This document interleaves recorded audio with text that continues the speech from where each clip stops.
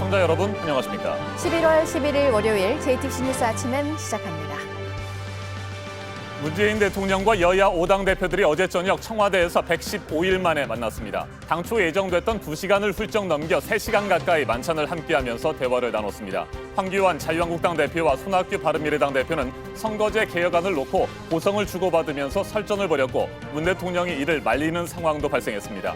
여야 정 국정 상설협의체 재개에 대해서는 공감대를 이뤘습니다.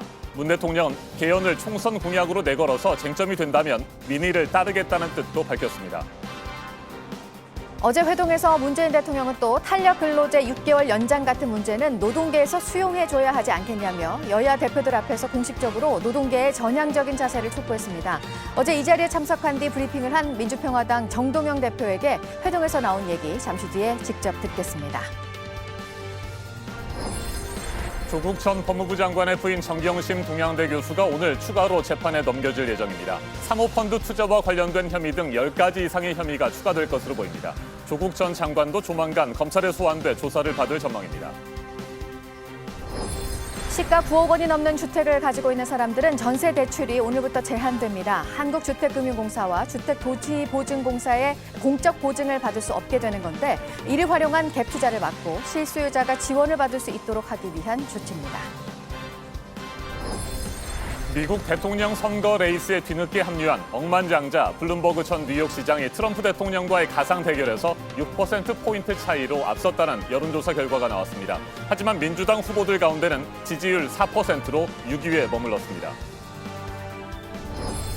세계 최대 규모의 중국 전자상거래 업체 알리바바의 쇼핑 축제가 시작이 된 가운데 거래액이 100억 위안을 넘어선 시간이 올해는 1분 36초로 지난해보다 앞섰습니다. 1시간 동안 16조 원이 넘게 거래가 됐습니다. 문재인 대통령과 여야 5당 대표들이 어제 저녁 청와대에서 만났습니다. 지난 7월 18일이죠. 일본 수출 규제에 초당적으로 대응하기 위해서 만난 지 115일 만이었습니다. 만찬을 함께 했는데 당초 예정됐던 2시간을 훌쩍 넘겨 175분, 그러니까 3시간 가까이 대화를 나눴습니다. 황교안 자유한국당 대표와 손학규 바른미래당 대표가 고성을 주고받았고 문 대통령이 이를 말리는 상황도 발생했습니다. 선거제 개혁안을 놓고서였습니다. 그만큼 어제 회동에서 가장 큰 쟁점이 됐는데요. 1년 전에 열리고 이후 한 번도 회의가 없었던 여야정 상설협의체를 재개하자는 데에 대한 공감도 나왔습니다. 오늘 아침에는 어제 문재인 대통령과 여야 5당 대표와의 회동에서 나온 얘기들 자세히 짚어드리려고 하는데요. 이 자리에 참석한 민주평화당 정동영 대표의 얘기도 직접 들어보는 시간 마련했습니다. 먼저 박영우 기자의 보도부터 보시겠습니다. 한자리에 모인 문재인 대통령과 여야 5당 대표. 어제 오후 6시에 시작된 만찬은 3시간 가까이 이어졌습니다. 대통령과 여야 대표들이 만난 만큼 정치 이야기가 먼저였습니다. 최대 쟁점은 선거제 개혁안이었습니다. 먼저 문재인 대통령이 선거제 개혁안에 대해 운을 띄웠습니다. 문 대통령은 국회가 이 문제를 잘 협의해서 처리하면 좋겠다는 뜻을 여야 대표들에게 전달했습니다. 문 대통령이 선거제에 대한 입장을 밝히자 황교안 자유한국당 대표는 곧바로 반론을 제기했습니다. 황 대표는 정부와 여당이 한국당과 협의 없이 선거제 개혁안을 밀어붙이고 있다며 강하게 맞받았습니다. 이에 손학규 바른미래당 대표가 정치 그렇게 하면 안 된다고 목소리를 높이자 분위기가 격해진 것으로 전해졌습니다. 결국 문재인 대통령이 양손을 들어 말리면서 분위기를 진정시킨 것으로 알려졌습니다. 문 대통령은 여야정 협의체를 복구하면 좋겠다는 희망도 밝혔습니다. 대표가 됐건 원내대표가 됐건 5당이 대통령과 대화하는 여야정 상설협의체에 대해 가지고 복원이 됐으면 좋겠다는 말씀이 계셨고요.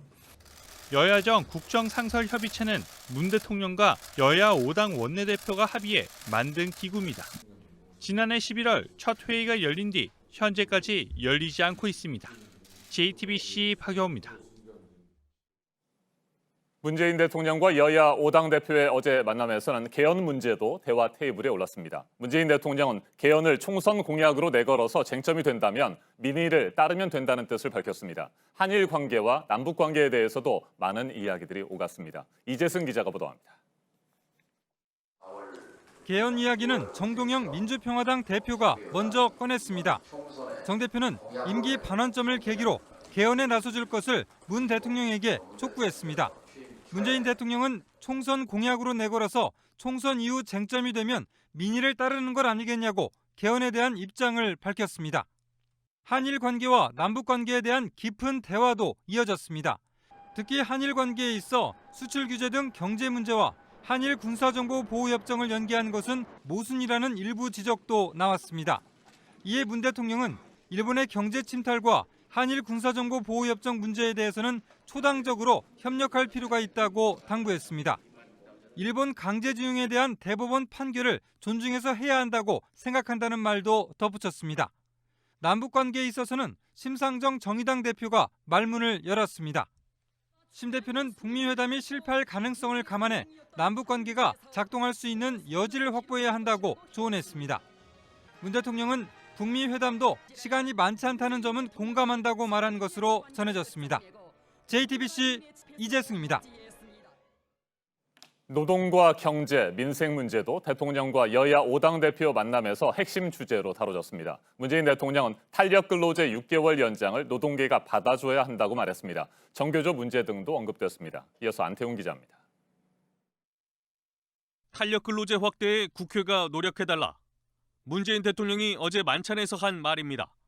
현 정부가 출범부터 노동을 존중하겠다고 했지만 공약이 이행되지 않아 불만이 높다는 심상정 정의당 대표의 주장에 대한 답변이었습니다. 문 대통령은 그러면서 탄력 근로제 6개월 연장은 노동계에서도 받아줘야 한다고 덧붙였습니다. 근로기준법에 따르면 현행 탄력 근로제 단위 기간은 3개월 이내입니다. 문 대통령은 또 전국 교직원 노동조합 전교조의 법외 노조 문제에 대해선 국제노동기구 협약에 관련 내용을 넣어놨다며 비준이 되고 입법이 이루어지면 해결될 것이라고 말했습니다. 2013년 당시 고용노동부는 전교조에 해고교원의 노조원 유지를 이유로 들어 법외 노조를 통보한 바 있습니다. 심상정 대표는 이 밖에 비정규직 문제도 언급했고 이에 노영민 비서실장은 공공부문의 경우 단계적으로 정규직화하기로 한 곳은 잘 되고 있다고 답했습니다. 문 대통령은 자유한국당이 내놓은 경제정책 대안인 민부론 자료집을 청와대에 보내달라고 해 눈길을 끌기도 했습니다. 한편 청와대는 바른미래당 손학규 대표가 추천한 막걸리 등 2종류의 술을 만찬에 준비한 것으로 알려졌습니다. 만찬 메뉴에는 아프리카 돼지열병 발생으로 인한 소비 위축을 우려해 돼지갈비 구이가 포함됐습니다. JTBC 안태훈입니다. 문재인 대통령과 여야 5당 대표의 어제 만찬 회동은 앞서 전해드린 것처럼 황교안 자유한국당 대표와 손학규 바른미래당 대표가 고성을 주고받는 등 소동도 발생했지만 비교적 허심탄회하게 많은 주제들을 논의하는 자리였습니다. 어제 만찬에 참석했던 정동영 민주평화당 대표 자리에 함께했습니다. 어서 오십시오. 네, 안녕하세요. 네, 대표님 오랜만에 뵙겠습니다. 당초 어제 모임은 문재인 대통령이 모친상 조문에 대한 답례 차원에서 마련을 한 자리였잖아요. 전체적인 네. 분위기는 어땠습니까?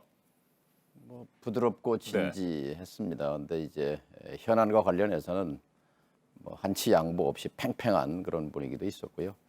어쨌든 이런 토론 자리가 자주 있었으면 좋겠다 이렇게 생각했습니다. 네, 황교안 대표와 손학규 대표가 앞서 전해드린 것처럼 선거제 개편 문제와 관련해서 고성을 주고받았다고 하는데 어느 정도나 심각했습니까?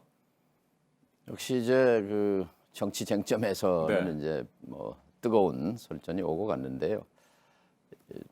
2시간 한 3시간 가량 중에 2시간 정도가 남북 관계, 한일 관계 그리고 노동, 소상공인 자영업 문제 이렇게 해서 직접 정치 현안으로 들어가는데 시간이 좀 걸렸어요. 그래서 네네. 제가 좀 토론을 하십시다 하면서 이제 선거제 문제를 꺼냈죠.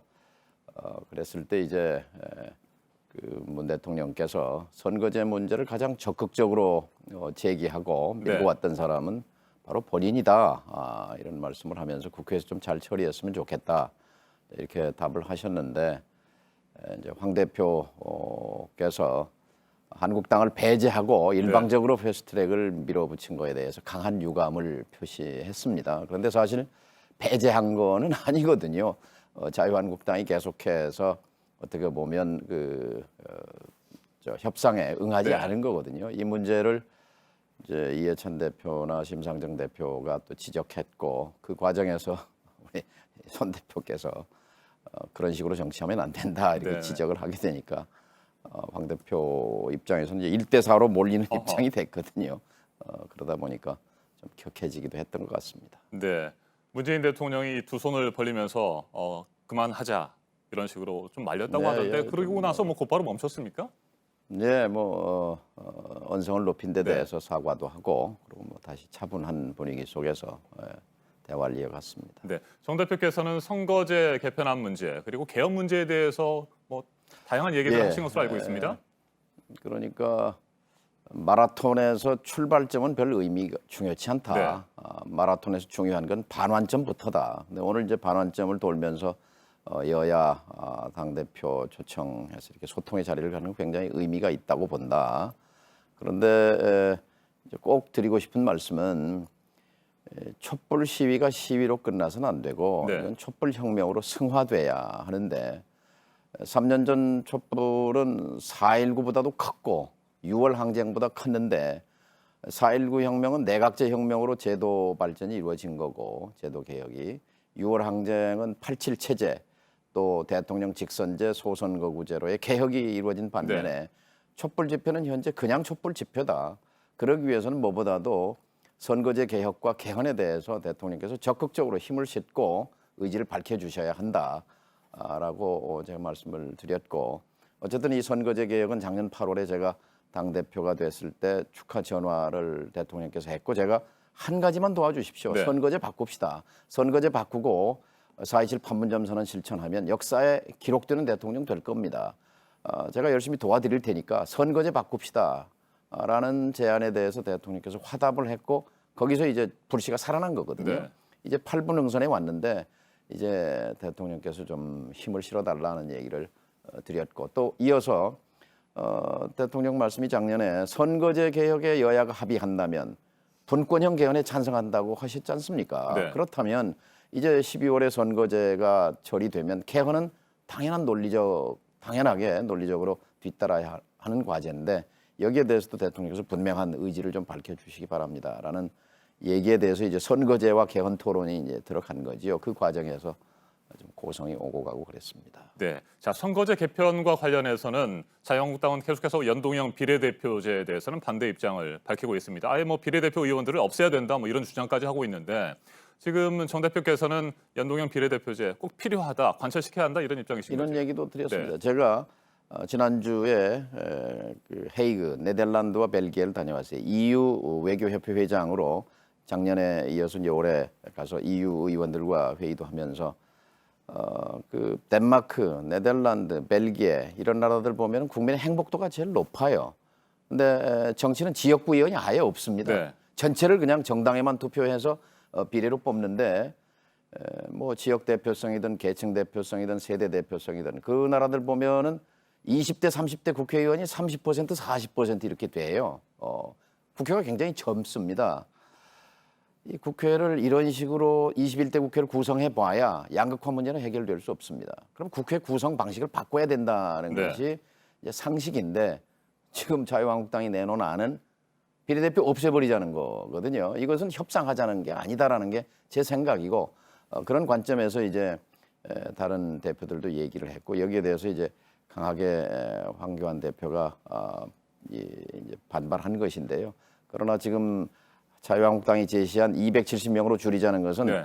전형적인 대중영합주의라고 생각합니다. 국회에 대한 불신이 크기 때문에 국회의원 줄여라 하는데 편승한 것인데 정말로 국민들이 원하는 건 뭐냐면 싸움 좀 하지 말라는 거 아닙니까? 네. 물론 싸워야 할 걸 갖고는 싸워야 되는 거지만 권력을 가지고 싸우는 권력 투쟁은 중지하라는 건데 현재 제도를 가지고는 불가피한 측면이 있기 때문에 바로 선거제 개혁과 개헌이 절실한 이유지요. 알겠습니다. 얼마 전에 심상정 정의당 대표가 의원 정수 확대안을 주장하고 나서지 않았습니까? 그 이후에 뭐 여러 가지 논란들이 있는데 정수 확대에 대해서는 어떻게 생각하십니까? 국회 불신 때문에 국민 여론이 나쁜 건 사실이에요. 네. 그러나 국민들이 가장 원하는 것은 불평등의 완화거든요. 양극화의 완화를 위해서는요. 양극화의 대상인, 불평등의 대상인 숫자가 많은데 힘이 없는 대표적인 게 소상공인 자영업자, 청년, 비정규직, 농민들 이분들이 정치로부터 완전 배제됐거든요. 네. 이분들이 국회에 들어와서 직접 자신들의 목소리를 내기 위해서는 국회에 공간이 있어야 합니다. 근데 현재 253명의 지역구와 47명의 비례대표 어디에 들어올 공간이 있습니까? 이분들을 위해서 필요한 겁니다. 민주평화당을 위해서 필요한 것도 아니고 정의당을 위해서 필요한 것도 아닙니다.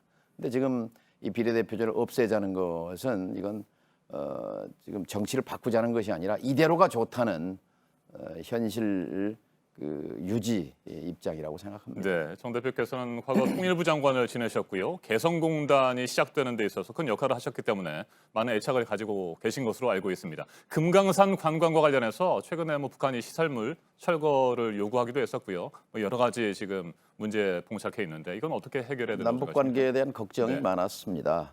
대통령께서도 여러 안타까움을 표시했고 여러 각 당 대표들이 얘기를 했습니다만 어쨌든 지금 금강산 문제에 대해서 우리가 이거는 주권 사항이에요. 그런데 이제 대통령께서 북미 대화가 지금 진행되고 있고 미국이 보조를 좀 맞춰달라는 네. 요구에 대해서 응한 측면이 있다라는 설명을 이제 하셨는데요. 어쨌든 이제 북미 대화가 안 될 경우를 대비해서 그 뒤에 계획이 있느냐라는 이제 키신저 전 국무장관의 그런 지적도 있었습니다만 그런 부분에 대한 토론과 함께 어쨌든 작년 9.19 평양 남북 정상 합의 때 북이 사실 북핵 문제 역사 30년에서 최초로 남측 지도자 남쪽에 대해서 네. 구체적인 비핵화의 방안을 제시했거든요. 그러니까 상응 조치가 주어지면은 영변 핵시설을 영구 폐기하겠다. 전문가들이 참관하는 가운데 다 뜯어내겠다고 한 것을 그 이후에 미국의 강경파들이 고철덩어리다라고 평가절하하고 또 하노이 회담에서 이것을 받아들이지 않은 것은 잘못된 것이다 하는 점을 제가 이제 강하게 말씀을 드렸고 이번에 한 EU 회의에서도 바로 EU가 이 부분에 역할을 해야 된다. 무조건 미국을 따라가는 입장 가지고는 EU가 역할을 할 공간이 안 생기다.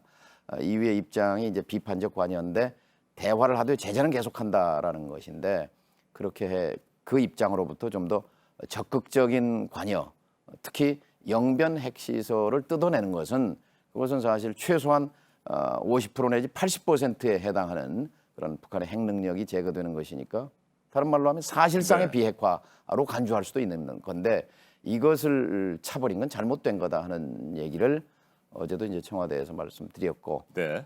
문 대통령께서도 일정 부분 공감 표시했습니다. 네, 여야정 국정 상설 협의체를 제기하는 데 대해서 참석자들이 모두 공감대를 이뤘다고 들었습니다. 자, 문재인 정부 집권 후반기 협치 어느 정도로 전망하십니까? 가능성을 높게 보고 계십니까? 네, 이제 어제 이런 자리가 좋은 네. 모델이고요. 또 이제 다음 주에 국민과의 대화도 대통령께서 하신다고 하는데 이렇게 소통을 초심으로 돌아가서 더 강화해야 한다고 생각합니다. 어제 제가 이제 솔직하게 좀 말씀을 드리겠다고 하면서 지금이 위기라고 생각하신다면 그 이유는 인재 등용의 실패에서 네. 왔습니다. 탕평이 답입니다 하는 얘기를 했는데요. 영조 정조 시대의 성공은 탕평에서 온 거거든요. 그렇다면 나를 반대하거나 쓴소리 한 사람들을 포용하고 인재를 널리 기용하는 것. 여기서부터 위기 극복에 나서야 한다는 말씀을 드렸고 문 대통령께서는 여야 상설 협의체를 좀 가동하자는 걸 아주 강력히 요청을 했고 황교안 대표가 긍정적으로 반응을 했습니다. 알겠습니다. 오랜만에 나오셨으니까 끝으로 한 가지만 더 질문을 드리도록 하겠습니다. 민주평화당 많은 의원들이 지금 빠져나가면서 미니 정당으로 전락을 했습니다. 내년 총선 어떻게 치르실 계획이십니까? 저는 선거제 개혁과 네. 함께 새로운 정치판이 열리리라고 생각합니다. 뭐냐면 약대 집단. 우리 사회에는 대의민주주의에서는 숫자가 많으면 강하거든요. 강해야 하거든요. 그게 당연하지 않습니까? 1인 1표기 때문에요. 그런데 우리의 제도 속에서는 숫자가 많아도 여전히 사회 경제적으로 약자고 정치적으로 목소리가 없는 집단이 너무 많단 네. 말이죠. 그중에 대표적인 게 700만 소상공인 자영업자입니다. 이분들과 함께 약자 동맹을 맺어서 새로운 길, 그러니까 내년 정치판을 바꾸는 근본적인 그런 정치 변혁 운동을 해보려고 합니다. 그 중심에 민주평화당이 서려고 합니다. 알겠습니다. 잘 지켜보도록 하겠습니다. 여기까지 듣겠습니다. 정동영 민주평화당 대표였습니다. 말씀 잘 들었습니다. 예, 감사합니다. 전두환 씨에 대한 8번째 재판이 오늘 광주지방법원에서 열립니다. 골프를 치는 영상이 공개된 뒤 처음 열리는 재판입니다. 건강해 보이는 만큼 반드시 법정에 세워야 한다는 목소리가 커지고 있는 가운데 검찰이 오늘 재판부에 관련 의견을 밝힐 예정입니다. 강신우 기자가 보도합니다. 전두환 씨는 헬기 사격을 목격했다는 고 조비오 신부를 파렴치한 거짓말쟁이라고 했다가 고소를 당해 재판을 받고 있습니다. 오늘 8번째 재판이 열리는데 예정된 증인은 5.18 당시 육군 1항공 여단장 송모 전 준장 등 헬기 사격 관련자 5명입니다. 전 씨가 요청한 증인들로 헬기 사격을 부인해온 이들입니다. 하지만 전 씨는 오늘도 나오지 않을 예정입니다. 전 씨가 재판정에 나온 건 첫 공판 때가 유일합니다. 혐의를 인정하십니까? 발포 명령 부인합니까? 고령인데다가 재판이 열리는 광주까지 오가기 어렵다며 불출석 사유서를 냈고 법원이 이를 받아들인 겁니다. 이에 대해 전 씨를 고소한 측과 5월 단체는 최근 전 씨가 강원도에서 골프를 친 사실까지 확인된 만큼 불출석 허가서를 즉각 취소해야 한다고 주장합니다. 반면 전 씨 측은 검사 측과 불출석에 합의했고 재판 진행에도 아무 문제가 없다는 입장입니다. 하지만 검찰은 검사가 공판에서 관련 상황에 대해 의견을 진술할 계획이라고 밝혔습니다. 골프 동영상이 공개된 뒤 거세진 비판 여론을 의식해 검찰이 전 씨의 출석을 요구할 가능성이 생긴 겁니다. 다만 법원이 현재대로 불출석 허가서를 취소하지 않으면 전 씨는 최종 선거 공판에만 출석하면 됩니다. JTBC 강신우입니다.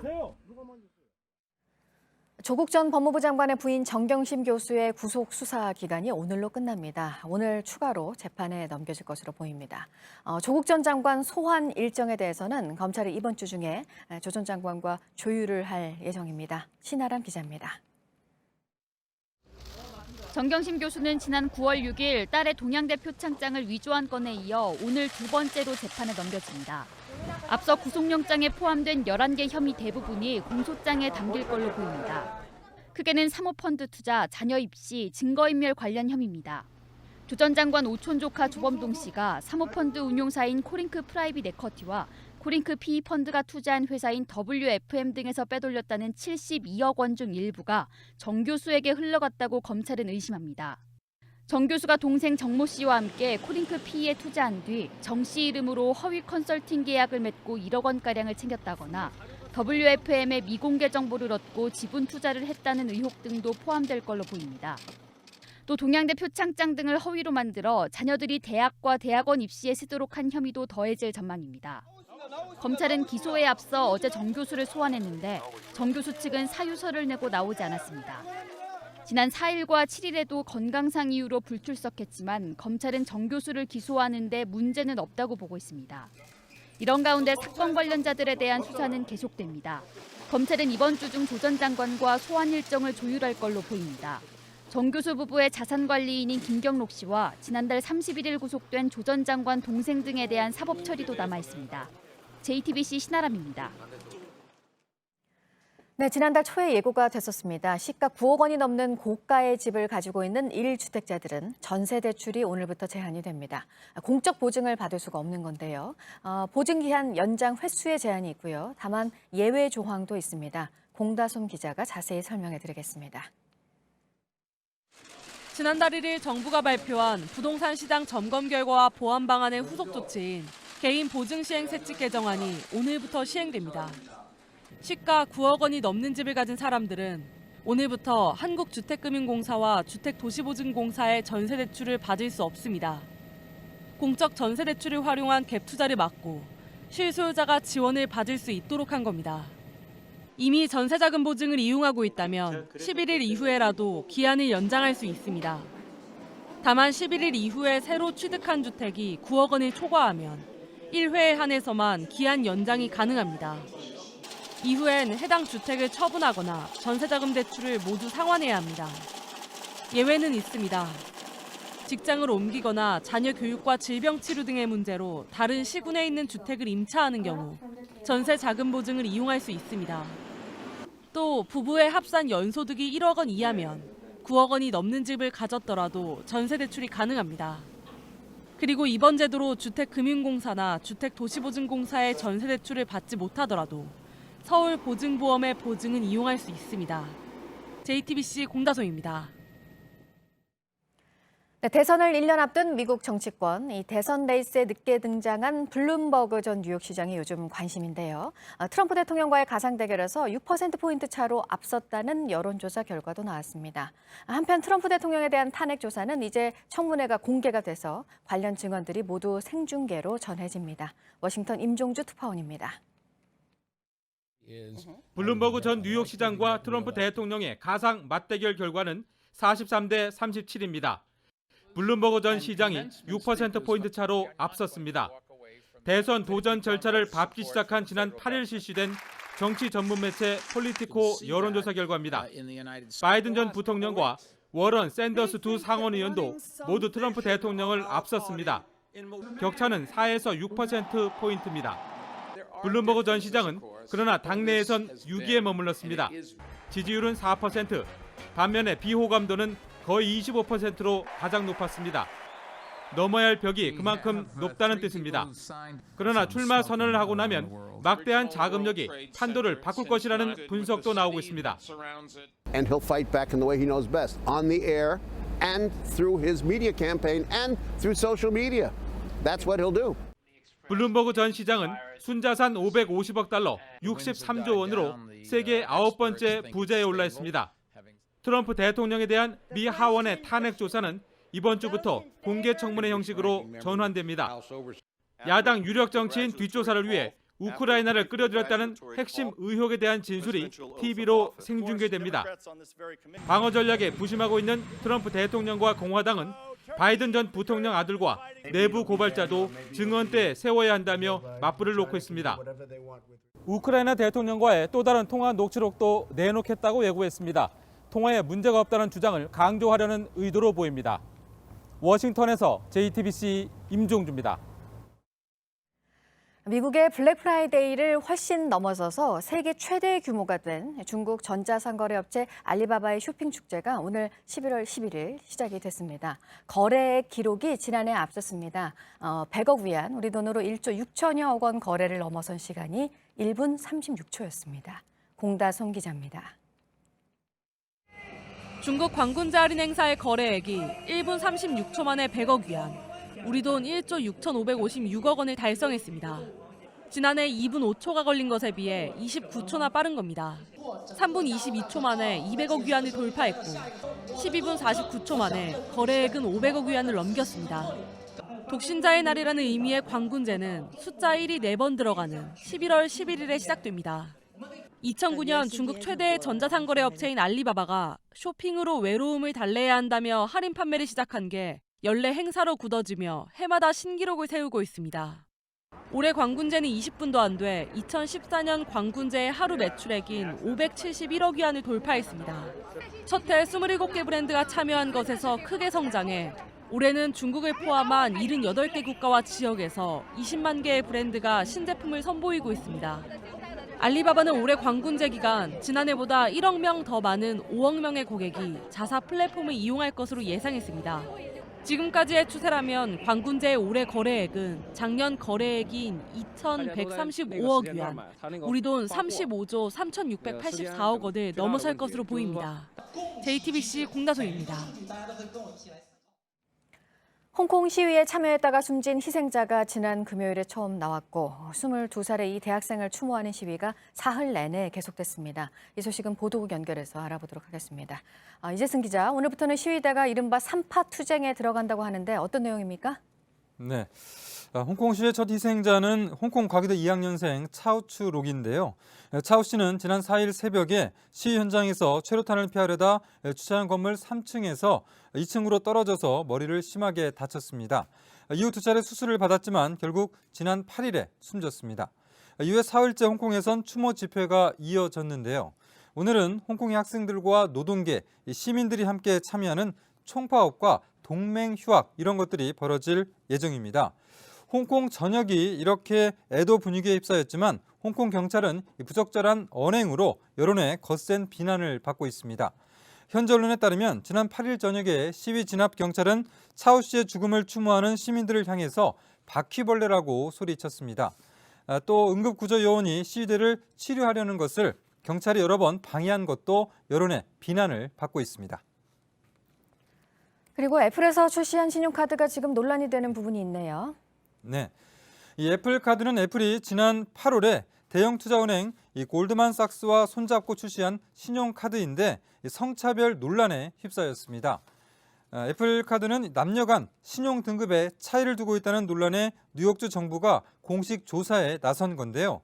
소프트웨어 개발자인 헨스는 이 트위터에서 아내와 자신은 이 세금 신고를 함께하고 한 집에서 오래 살고 있지만 애플의 알고리즘은 자신의 신용 한도가 아내보다 20배가 넘는다고 주장했습니다. 여기에 스티브 잡스와 함께 애플을 공동 창업한 스티브 워즈니악도 똑같은 조건에서 내 신용 한도가 아내의 10배라며 시정을 요구했습니다. 이에 대해서 애플 측은 성차별은 없었다고 반박했는데요. 뉴욕타임스에 따르면 애플 측 대변인은 신용도는 신용 가치로 결정되며 성이나 인종, 나이 등으로 정해지지 않는다라고 주장했습니다. 네, 끝으로 최근 정부가 동해상에서 납포된 북한 주민 2명을 추방한 데 대해서 대북 인권단체 18곳이 공동 성명을 발표했습니다. 이들은 성명에서 문명국의 기본 양식과 또 보편적 인권 기준을 저버린 것이 아닌지 의심스럽게 한다라고 비판했습니다. 이들이 동료 16명을 살해하고 도주한 것으로 파악됐다는 것을 통일부가 추방 이유로 삼았다고 밝히면서 그러나 대한민국 영토에 도착한 북한 주민에게 헌법이 보장하는 틀 안에서 변호인 조력을 받고 또 형사책임 문제를 규명할 기회를 줬어야 한다라고 주장했습니다. 이 밖에 새로 들어온 소식들은 정리해서 잠시 8시쯤에 전해드리겠습니다. 지금까지 아침엔 지금 JTBC 이재승입니다. 이번에는 오늘 아침 체크해봐야 할 뉴스들을 분야별로 살펴보겠습니다. 먼저 정치 분야입니다. 자유한국당이 정부의 내년도 예산안 513조 5천억 원에 대해 묻지마 과소비 예산이라며 그대로 통과시키지 않겠다고 밝혔습니다. 나경원 원내대표는 14조 5천억 원을 삭감해 내년도 예산안이 500조 원을 넘지 못하도록 하겠다고 말했습니다. 바른미래당 비당권파 모임인 변화와 혁신을 위한 비상행동이 자유한국당과의 통합은 없다고 밝혔습니다. 유승민 전 대표의 보수 재건은 신당 창당을 중심으로 이루어지게 될 것이라며 총선 전까지 자유한국당과의 통합은 절대로 없다고 못 박았습니다. 더불어민주당 전해철 의원이 이달 초 이재명 경기지사의 선처를 요구하는 탄원서를 대법원에 제출한 데 이어서 어제는 이 지사와 저녁 식사를 함께했습니다. 친문 핵심인 전해철 의원과 비문 대표 주자인 이 지사의 만남은 내년 총선을 앞두고 계파 갈등을 우려를 불식시키려는 의도로 해석됩니다. 우리나라 자동차 산업이 맞고 있는 위기 소식을 계속 전해드리고 있는데요. 올해 자동차 판매량이 세계 금융위기가 있었던 지난 2009년 이후 10년 만에 가장 적을 것으로 지금 예상이 되고 있습니다. 지난달까지 판매량이 324만여 대, 지난해 같은 기간보다 0.7% 줄었고 이대로라면 올해 400만 대도 넘기지 못할 것으로 보입니다. 인터넷 TV 업체인 SK브로드밴드 또 LG U+가 유선방송 사업자인 T브로드, CJ헬로와 각각 합치는 기업 결합을 공정거래위원회가 받아들이면서 이제 방송통신위원회와 과학기술정보통신부의 최종 승인이 남았습니다. 공정위는 경쟁을 제한하는 부작용이 있을 것으로 보이지만 새로운 기술 환경에 기업들이 제때 대응할 기회를 주겠다고 설명했습니다. 한 배달앱 업체의 조사 결과 국민 간식 떡볶이의 주문이 지난 10월에 올해 초보다 44% 늘어난 것으로 나타났습니다. 떡볶이를 가장 많이 주문한 달은 여름이었던 지난 8월이었습니다. 트렌드에 맞춰서 변신을 하고 있는 떡볶이에 대한 선호도가 늘고 있는 것으로도 조사가 됐습니다. 계속해서 사회 분야 뉴스입니다. 어젯밤 11시 반쯤 제주 서귀포시의 한 도로를 달리던 승용차에서 불이 났습니다. 중앙분리대를 들이받은 충격으로 불이 난 것으로 추정되는데 인명피해는 없었습니다. 대법원이 여성 근로자들이 주로 근무하는 분야의 정년을 남성과 다르게 정한 국정원 내부 규정이 성차별에 해당한다며 위법하다는 판단을 내렸습니다. 전산 사식과 안내 등 비정규직 여성들만 종사하는 직종의 정년이 만 43세인데 남녀고용평등법과 근로기준법에 위배된다고 판단했습니다. 독도 헬기 추락 사고 11일째인 어제 기체 창문 등 헬기 잔해물 8점이 추가로 발견됐습니다. 수색 당국은 어제도 함선 15척과 항공기 6대를 동원해 실종자 수색 작업을 계속했지만 추가로 실종자들을 찾지는 못했습니다. 배우 윤정희 씨가 알츠하이머를 10년째 앓고 있고 가족을 알아보기 힘들 정도가 됐다고 남편인 피아니스트 백건우 씨가 밝혀서 팬들의 안타까움을 샀습니다. 현재 프랑스 파리에서 요양 중이고 딸인 바이올리니스트 백진희 씨가 돌보고 있는 것으로 전해졌습니다. 그룹 빅뱅의 태양과 대성이 어제 나란히 군복무를 마쳤습니다. 지난달에는 지드래곤이 전역했고 지난 7월 탑도 사회복무요원 복무를 끝냈습니다. 탈퇴한 승리를 포함해서 멤버들을 둘러싼 논란이 있었습니다. 앞으로 계획에 대한 질문에 태양은 많은 지혜가 필요할 것 같다고 말했습니다. 전남 신안군에서 국제 철새 심포지엄이 오늘부터 열립니다. 서식지인 서해 갯벌을 보존하기 위한 국제적인 협력 방안이 논의가 됩니다. 더불어민주당이 오늘 국회 혁신 방안을 내놓습니다. 의원총회에서 본회의, 상임위 자동 개최, 국민 소환제 도입 등에 대해서 논의를 한 뒤에 발표를 합니다. 이외에도 검찰개혁 법안 처리 전략에 대한 논의도 있을 것으로 보입니다. 세월호 참사를 둘러싼 각종 의혹을 다시 조사할 검찰 특별수사단이 오늘 공식적으로 출범을 합니다. 참사 당일의 상황에 일단 집중을 할 예정인데 앞서 이뤄진 진상규명기구의 조사 결과를 검토하면서 우선순위를 정할 것으로 전해졌습니다. 서울 강서구에 이곳에 거주하셨던 일본군 위안부 피해 할머니 12분을 기리는 평화의 소녀상이 들어섭니다. 그동안 6,500만 원의 시민들의 성금이 모아졌습니다. 양천로에 있는 유수지 공원에서 오늘 제막식이 있습니다. 분야별 뉴스들 체크해드렸습니다. 이어서 기상정보입니다. 출근길 계속해서 비가 이어지고 있습니다. 현재 중부지방 중심으로 내리고 있고요. 강풍주의보가 발효 중인 서해안 지역은 바람도 강하게 불어오고 있습니다. 비는 오전 중 대부분 그치겠는데요. 일부 지역은 낮까지 약하게 빗방울이 떨어질 수 있겠습니다. 지금은 비구름이 가득 끼면서 전국이 흐립니다. 하지만 차차 고기압의 가장자리에 들면서 늦은 오후부터는 맑은 하늘 펼쳐지겠습니다. 오늘 기온은 평년 기온 웃돌면서 큰 추위 없겠습니다. 아침 기온은 어제보다 5도 이상 올라 있는 곳이 많고요. 낮 기온은 어제와 비슷한 수준으로 역시 평년보다 높겠습니다.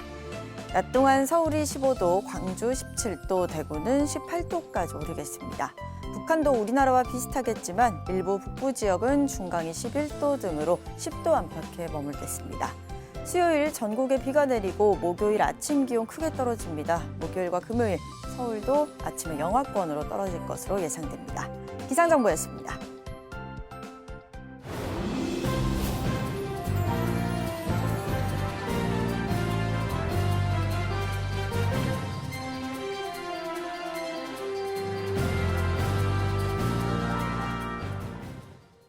가수 유승준 씨는 17년째 한국땅을 밟지 못하고 있습니다. 정부가 비자를 내주는 걸 거부했기 때문인데요. 법원이 이번 주 이러한 정부 조치가 과연 정당한 것인지 판결을 내립니다. 강현석 기자가 보도합니다. 서울고법 행정 10부는 오는 15일 가수 유승준 씨에 대한 비자 거부 소송 결론을 내립니다. 이번 재판은 네 번째인데 앞서 대법원은 13년 전 입국 금지 결정을 갖고 비자 발급을 거부한 건 위법이라고 봤습니다. 박유한 송심은 이런 대법원의 판단에 대한 사실상의 결론인 셈입니다. 파기 뒤 한 차례 열린 재판에서 유 씨 측은 대법원 취지대로 판결해달라고 요구했습니다. 반면 소송 상대방인 LA 총영사관 측은 재외동포 비자 외에 관광비자로도 들어올 수 있다고 반박했습니다. 다만 유 씨가 재판에서 이겨도 입국까지는 많은 과정이 남아 있습니다. LA 총영사관이 상고하면 대법원 재판을 거쳐야 하고 여기서 최종 승소해도 LA 총영사관이 다른 이유로 비자 발급을 거절할 수 있습니다. 또 비자가 나와도 입국 심사를 통과하지 못할 가능성도 있습니다. 유 씨는 최근 자신의 SNS에서 결과가 어떻게 나오든지 포기할 수 없다는 글을 올리기도 했습니다. JTBC 강혜석입니다. 전북 장수의 한 도로에서 승용차와 승합차가 충돌해 5명이 다쳤습니다. 어제 오후 2시 30분쯤 전북 장수군 장계면 26번 국도에서 K5 승용차와 카니발 승합차가 부딪혔습니다.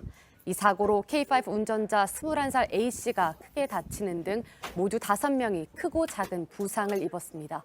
경찰은 목격자 등을 상대로 정확한 사고 경위를 조사하고 있습니다. 경기도 고양에 있는 가구 전문점 이케아에서 소방장비 오작동으로 수백 명이 대피하는 소동이 발생했습니다. 어제 저녁 7시 10분쯤 고양시 덕양구에 있는 이케아에서 갑자기 화재 경보음이 울렸습니다. 인명피해는 없었지만 놀란 손님들이 황급히 대피하며 극심한 혼잡이 빚어졌습니다. 소방당국이 파악한 결과 불은 나지 않았고 화재 경보기가 오작동한 걸로 조사됐습니다. 경남 창원시 진해구에서 샌드위치 패널로 된 식당 창고에서 불이 났습니다. 불은 어제 낮 1시쯤 시작돼 10분 만에 진화됐습니다. 이 불로 인명피해는 없었지만 창고와 집기류 등을 태워 소방서 추산 약 300만 원의 재산 피해가 났습니다. 경찰과 소방당국은 정확한 화재 원인을 조사 중입니다. 정치 사회적으로 논란이 뜨거운 이슈에 대해 다양한 의견을 들어보는 맞짱 토론 시간입니다. 오늘은 임기 반환점을 돈 문재인 정부의 첫 행보를 평가해보고 집권 하반기 최우선 과제도 짚어보겠습니다. 먼저 출연자들을 소개해드립니다. 제 오른쪽입니다. 최창렬 용인대 교양학부 교수 나오셨습니다. 안녕하세요. 네, 안녕하십니까? 네. 그리고 제 왼쪽입니다. 신율 명지대 정치외교학과 교수입니다. 예, 안녕하세요. 네, 어서 오십시오. 예.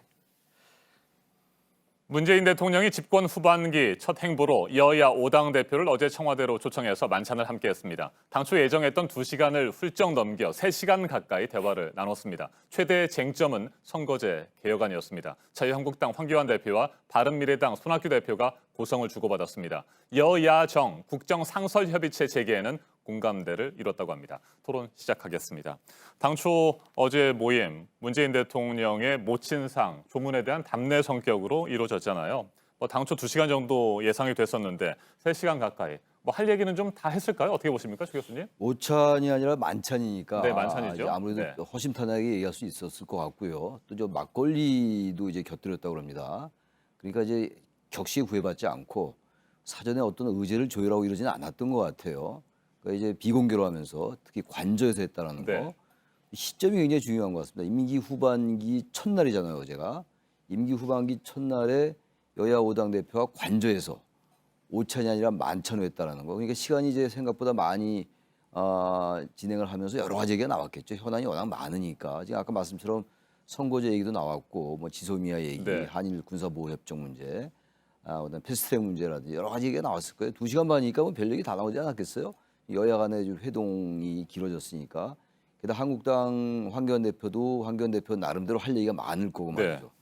문재인 대통령은 문재인 대통령대로 또 야당에 대해서 서운한 것도 있을 것이고 또 당부할 것도 있을 것이고 아주 그런 것들이 전반적으로 논의된 자리였다. 그리고 임기 전반기의 초반에는 문재인 대통령이 아주 소통을 잘해서 지지율이 굉장히 높은 거에 굉장히 중요한 전 요인이라고 봤는데 임기 전반에 후반으로 가서 좀 소통에 좀 소홀한 거 아니냐 이런 지적이 없잖아 있었거든요. 그러니까 임기 후반기 첫날 여야 대표들과 이런 이제 좀 허심탄회하게 격의 없는 대화를 나누면서 또 19일 날 국민과의 대화도 좀 네. 예정돼 있는 거 아니겠습니까? 뭔가 소통에 협치에 어떤 정권 입장에서 볼 때 방점을 찍었다는 점에서 의미가 있다 이렇게 보여집니다. 알겠습니다. 신 교수님, 소통과 협치를 위한 자리였는데 들려오는 얘기 손학규 대표와 황교안 대표가 고성을 주고받았다고 합니다. 그거 어떻게 예. 보세요? 아니 근데요. 물론 이제 그 어떤 그런 부분에 언론이 관심을 가질 수밖에 없죠. 큰 소리 오갔다. 근데 그러면서 이제 대부분의 언론들이 이제 어제 회동에서 주목되는 부분을 선거제도 개혁 문제를 집중을 하고 있는데 네. 저는 사실 좀 다른 부분을 눈여겨봐야 된다고 생각합니다. 그거는 다름 아닌 지소미아 부분인데요. 문재인 대통령이 지소미아에 대해서 초당적 협력을 당부했다라는 기사들이 오늘 나오면서 실제적으로 뭐냐면 이 지소미아 파기를 염두에 둔 것이 아니냐라는 분석이 나오고 네. 있습니다. 근데 이게 만일 그 지소미아 문제를 우리가 파기 쪽으로 해서 진짜 그런 식으로 된다면 제가 볼 때는 선거제도 개혁 같은 것들이 이제 워낙 큰 이슈가 터져버리면 그 속에 묻힐 가능성이 굉장히 높다는 겁니다. 왜 그러냐면 지소미아라는 것이 뭐 이게 사실 미국과 더 많이 관련돼 있는 문제인데 네. 이것이 미국의 바람대로 만일 되지 않았을 경우에는 이것이 뭐 안보 문제뿐만 아니라 경제 문제에도 영향을 줄 수 있는 사안이 아닐까 이런 분석들도 많이 나오고 있기 때문에 제가 볼 때에는 선거제도 개혁 문제가 거기에 묻힐 가능성이 있다 이런 생각이 들어서 뭐 어제 뭐 고성이 오갔다 이런 얘기들이 많이 보도가 되는데 물론 이제 그런 것도 주목을 할 수 있습니다만 좀 더 다른 우리 눈앞에 있는 가장 큰 문제를 조금 눈여겨봐야 되는 것 아닌가라는 느낌을 가졌습니다. 그리고 아까 최창희 교수님이 말씀하신 대로 뭐 협치 뭐 이런 거 다 좋은데 네. 이 5당 대표 당 대표라도 좀 자주 만났으면 좋겠어요. 그리고 로널드 레이건 행정부 때, 그리고 오바마 행정부 때 사실 이 대통령이 하는 일이 주된 일 중에 하나가 야당 의원들하고 밥 먹고 골프 치고 전화하고 이런 일이었다는 사실을 좀 현 정권도 좀 잘 상기를 해서 대표뿐만이 아니라 의원들도 좀 자주 만났으면 좋겠다. 야당 의원들이요. 여당 의원들이야 뭐 그렇습니다만 좀 그런 생각은 어제 가져봤습니다. 네, 지소미아를 좀 더 주의 깊게 지켜봐야 된다 이런 말씀이신데 교수님께서는 22일 밤 자정에 일단 종료가 되는 것으로 되어 있는 지소미아 이거 어떻게 해야 된다고 보십니까? 어제 SBS 여론조사 네. 칸타타 코리아 의뢰에서 6일부터 8일까지 만 19세 이상 청년 1,900명을 대상으로 실시한 여론조사고요. 표본 오차는 플러스 마이너스 95% 신뢰 수준에서 플러스 마이너스 네. 3.1%포인트인 여론조사를 보면 실제적으로 이 SBS 여론조사에서는 굉장히 많이 줄었어요. 그러니까 폐기해야 된다라는 것과 유지해야 된다라는 퍼센테이지가 상당히 차이가 굉장히 줄은 것으로 지금 나타났거든요. 그러니까 종료를 해야 된다고 생각하는 사람들이 좀 줄었다 이 말씀이십니까? 그렇죠. 네. 종료를 해야 된다는 게 올랐다가 굉장히 줄었거든요. 신중하게 판단을 해야 된다는 의견이겠군요. 네. 그러니까 폐기하면 안 된다라는 의견과 폐기해야 된다라는 의견의 차이가 상당히 줄었습니다. SBS 여론조사를 보면 그런 것뿐만이 아니고 실질적으로 지금 우리나라 경제가 상당히 안 좋잖아요. 그러니까 그런 것들을 종합적으로 고려해야 하는데 물론 명분도 중요합니다. 제가 볼 때는. 하지만은 지금 인도 태평양 전략 미국의 구상에서 우리가 거기에 그렇게 좀 적극적으로 동참하지 않고 네. 있는 상황에서 지소미아까지 파기했을 경우에는 한미의 삼각안보체제라는 거기에 상당한 영향을 미칠 수밖에 없고 미국의 전반적인 구상이 어그러지고요. 그렇게 됐을 때에는 이것이 경제 전반에 꼭 이거 뭐 미국이 보복한다 이런 네. 의미는 아니고요. 여러 가지 안보 환경이 바뀌었을 때는 분명히 경제에 영향을 미칠 수밖에 없고 그런 상황은 우리가 좀 생각을 해야 될 거라고 저는 보고 알겠습니다. 있습니다. 신중하게 검토해 볼 필요가 있다 이런 말씀이신 것 같은데 최 교수님은 어떤 생각이세요? 이게 자칫하면 미국의 압력에 우리가 한 발 물러서는 듯한 모습 뭐 그런 것으로 비춰지지 않겠습니까? 그러면 있다고 네. 봐요. 우리 신 교수님 말씀처럼 아주 신중하게 해야 되는 건 맞는데 이게 지금 이제 수출 규제 조치를 우리에게 취하고 있는 거 아니에요? 우리나라를 이제 백색 국가에서 제외한 건데 네. 백색 국가에서 그 이유가 우리나라를 한국을 안보 협력국에서 안보 협력국으로 믿을 수 없다라는 데서 출발한 거였잖아요. 그래서 수출 규제에 들어갔단 말이에요. 우리도 마찬가지죠. 안보 협력을 하지 않는 나라하고 정보를 교환한다라는 게 일단 논리적으로 맞지가 네. 않죠. 그래서 일단 지소미아를 종료시키겠다.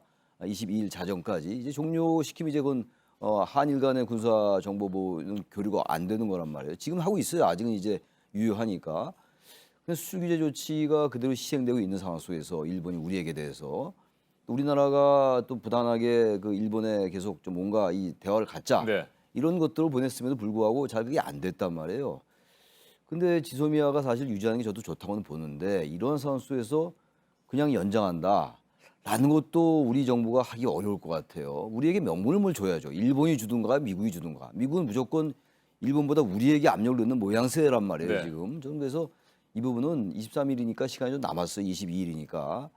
그렇게 무조건 뭐 연장해야 된다고 저는 생각하지 않아요. 여러 가지를 고려해야 되기 때문에 물론 국익의 관점에서 볼 때는 한미일 동맹이라는 차원도 그렇고 미국의 입장도 있으니까 연장하는 게 좋으나 아까 제가 말씀드린 몇 가지 네. 전제 때문에 이 부분을 그렇게 쉽게 이해하기는 어려울 것 같다는 생각이 좀 들어요. 알겠습니다. 자, 앞서 잠깐 얘기들을 나눴던 선거제 개편안과 관련해서 한번 좀 더 살펴보도록 하죠. 황교안 대표, 손학규 대표가 고성을 주고받았던 내용인데 자, 자유한국당 입장에서는 일방적으로 밀어붙이고 있다 이렇게 주장을 하고 있습니다. 이 같은 상황이라고 한다면 패스트트랙 법안들, 선거제 개편안도 그렇고 검찰 개혁안 부분도 본회의에서 처리하는 것들이 여전히 쉽지 않아 보이는데 이건 어떻게 전망하세요? 아까 제가 언급한 SBS 여론조사요. 네. 그거를 보면은 깜짝 놀랄 만한 결과가 있는데 뭐냐면 300명을 유지하되 지역구를 줄이고 비례를 늘리자는 안에는 지금 패스트트랙이 온라인은 네. 아니죠. 여론조사가 15.7%만 동의를 하고 있고요. 의원 수를 270명으로 줄이고 비례대표를 폐지하자. 라고 이 주장에 대해선 42.5%가 동의한 것으로 지금 나타났습니다.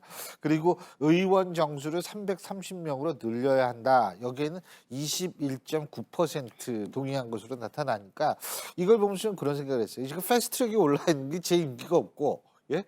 그게 지금 의원수 줄이자는 거. 네. 그만큼 우리나라 국민들이 유권자들이 아주 정치에 대해서 전혀 신뢰를 못하고 있고 이런 것을 반영했다라고 볼 수 있는데 어쨌든 국회의원 수 줄이자는 거에는 압도적으로 지금 찬성을 하고 있거든요.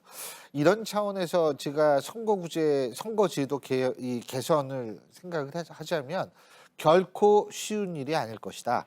지금 패스트트랙 안을 그대로 해도 그 국민들이 지금 나온 것처럼 네. 별로 안 좋아하는 데다가 지역구 의원들의 반발이 엄청 심할 거고 그러고 심상정 대표가 그랬죠. 30% 월급 줄이자. 월급 깎자 이랬지 않습니까?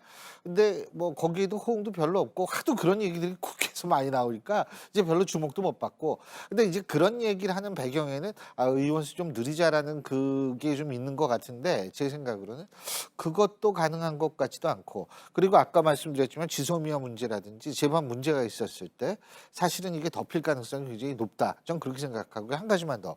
지금 여야가 이미 총선 기획단을 꾸렸어요. 네.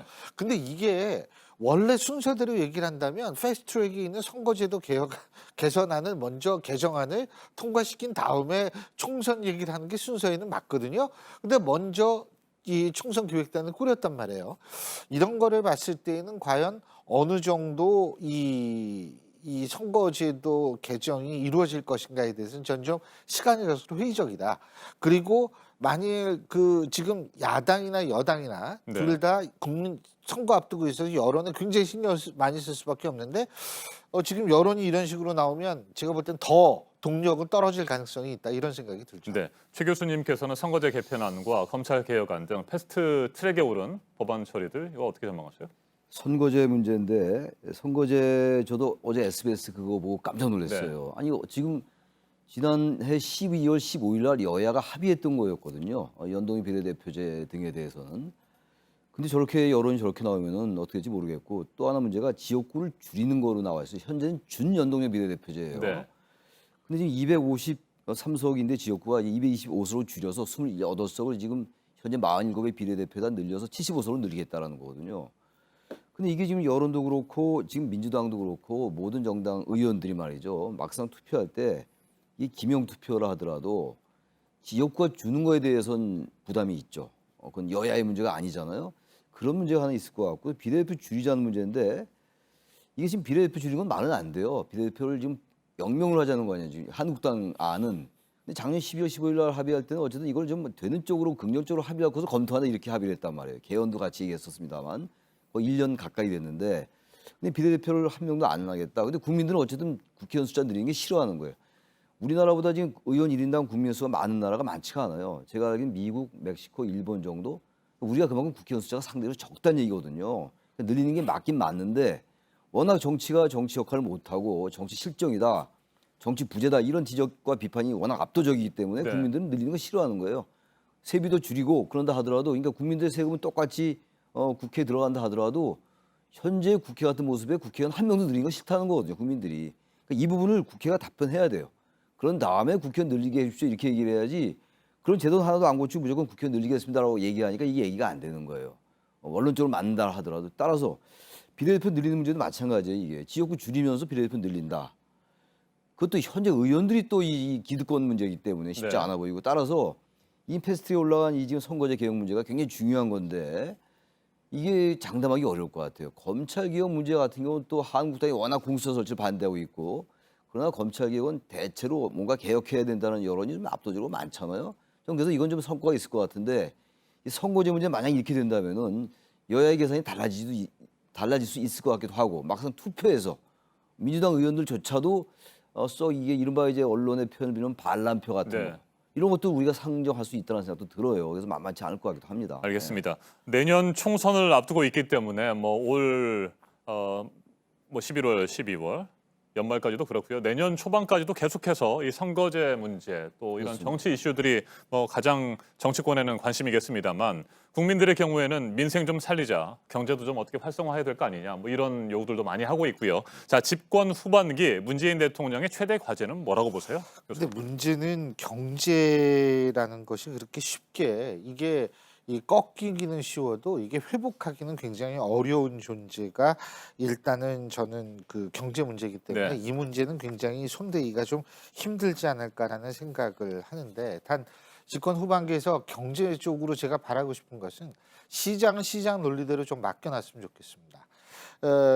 그래야지 가뜩이나 어려운 상황인데 더 이 기업들이 조금 그 나름대로 뭔가 손을 쓸 수 있는 여지를 마련하게 해줄 필요가 있다라고 생각하고요. 또 하나는 뭐냐면 지금 제가 아까 지소미아를 비롯한 외교 문제 잠깐 말씀드렸는데 집권 후반기에는요 이 관료들의 전문성을 좀 인정해주는 방향으로 갔으면 네. 좋겠다라는 겁니다. 그러니까 이게 지금 뭐 직업 관료들도 나름대로 이 뭐 폐단도 많이 갖고 있었습니다만 전문성도 많거든요. 그러니까 지금 전문성을 최대한으로 살리는 방향으로 좀 갔으면 좋겠고요. 뭐 야당과의 소통 아까 말씀드렸고 그리고 한반도 평화 프로세스 얘기를 하는데 이 부분도 우리의 의지는 참 좋고 의도는 선하다는 건 아는데 우리 의지 의도대로 되는 것은 아니니까요. 하지만 뭐 이 부분도 좀 지켜봐야겠죠. 네, 최선일 교수님, 문재인 정부 집권 후반기 최대 과제는 뭘까요? 경제죠, 경제인데 경제는 뭐 지금 말씀처럼 그렇게 쉽게 잘 뭐 뜻대로 되기 네. 어려울 거예요. 단지 지금 한국당 등 야당이 주장하는 게 소득주도 성장 문제예요. 이 소득주도 성장을 계속 가지고 갈 것인가의 문제거든요. 지금 정부가 내세우고 있는 게 소득주도 성장하고 혁신성장이잖아요. 이 혁신성장에 대한 구체적인 성과가 별로 없는 것 같아요. 그러니까 그런 것들 좀 보여줄 필요가 있고 전 소득주도 성장을 명시적으로 폐기해라라고 얘기하고 싶지는 않아요. 그건 그야말로 빈부격차를 명시적으로 더 갖고 가겠다는 것밖에 안 되지만 소득주도 성장이 빈부격차 완화에 별 기여하지 못했어요. 그건 통계 지표가 나와 있는 거란 말이죠. 그러니까 정부가 이런 것들을 인식하고 뭔가 경제 정책에서 유연성을 발휘할 필요가 있다. 그러니까 민간에 더 활력을 불러준 그게 하나 있고요. 또 하나 문제가 내각이 좀 앞에 나섰으면 좋겠다. 청와대보다. 청와대가 지나치게 앞에 나선 듯한 느낌이 분명히 있어요. 어제도 이제 그 청와대 새 실장이 기자회견 간담회 했습니다만 좀 이제 장관들에게 책임을 주어주고 내각이 좀 힘을 갖게 했으면 좋겠다는 생각이 들고 또 하나 문제가 쓴소리를 듣는 정권, 뭔가 너무 진영에 갇히지 않는 그러한 정권의 모습을 보여준다면 임기 후반에 좋을 수가 있는데 그렇지 않고 임기 전반기에 그런 여러 가지 지적된 문제들을 그대로 갖고 간다면 상당히 어려울 수 있다 이런 말씀 드리고 싶습니다. 알겠습니다. 어제 문재인 대통령과 여야 5당 대표들이 만났던 얘기부터 시작해서 집권 후반기 국정 과제까지 살펴봤습니다. 토론 여기서 마무리하도록 하겠습니다. 오늘 맞짱 토론 최창렬 용인대 교양학부 교수, 신율 명지대 정치외교학과 교수와 함께했습니다. 두 분 토론 잘 들었습니다. 예, 고맙습니다. 고맙습니다. 예.